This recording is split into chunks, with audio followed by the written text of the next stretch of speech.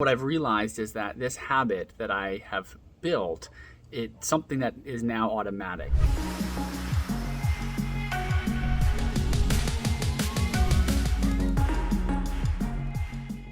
All right, so we just finished 3 minutes in the cold plunge. Normally I usually do anywhere between 30 seconds to 2 minutes. Sometimes I'll do longer. Last week I did 8 minutes, and then sometimes I'll do these kind of intermittent ones, so about 3 minutes. And in it I was thinking, because you can't do much other than think during that time, thinking about what I want to talk about in today's video. And what I actually want to talk about is this habit that I have built of getting into the cold plunge just about every single day.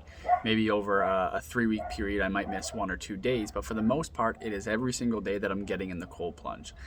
And this is something that is a habit that I've clearly built, and because I don't have to think about it too much, I just plan, okay, when am I going to do this? I don't have to psych myself up to do it. I don't have to do any other things in order to make sure that it gets done. It's something that I enjoy during, and enjoy the after effects that I get from it. And it's something that I have chosen to do for long-term health maintenance, health improvement, things like that. And so, I just finished James Clear's book, Atomic Habits. And that really got me thinking about, how I want to start approaching more content around habit building and things like that. And I really recommend anybody to read that. There's a really great podcast with James and Dr. Peter Attia on Peter's podcast, The Drive, that I think is really, really phenomenal, and what actually opened the door for me to go get Atomic Habits, the book by James Clear. But what I've realized is that this habit that I have built, it's something that is now automatic. And I think that in order for people to get to a state of being able to do the positive habits that that you need to do or want to do for your health, for your chronic pain, you have to devise systems in order to make things easy. You have to make them enjoyable. You have to have some form of reward system, whether that's internal, meaning like, okay, I feel good after I ice bath, therefore I want to do it again.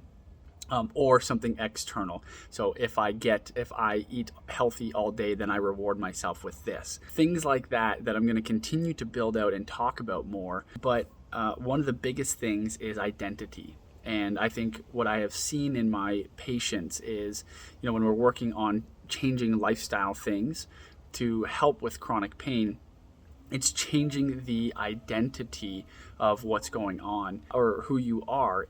And you can't just snap your fingers and change your identity. It's got to be something that, it's getting a little excited. It's got to be something that you make a decision that you want to be, your identity, you want to be something else, or you want to be someone else, someone that takes pride in their health, someone who enjoys eating healthier foods for their chronic pain, someone who sticks to a goal. Like, there's different aspects of it. So for me, I have an identity that I cold plunge. Like, that's part of my identity now. The same way that when I was a track and field athlete, like, I was a middle distance runner. And so it wasn't hard for me to go to practices knowing that they were going to suck, right? Repeat 800s suck. But I would go to practice knowing and being okay with that, because I had a goal in mind on what I wanted to achieve. And my identity was, I was a middle distance runner. And so same thing with this cold plunge. Like, I am someone who does cold plunges, and that is part of my identity. And so that makes it easier for me to do this habit. So just start thinking about that a little bit more as you're trying to figure out ways to take consistent action and work towards the goal that you want, whether that is completely unrelated to your chronic pain or it's related to things that you want to do to potentially help get you or improve your chronic pain. All right, see you later.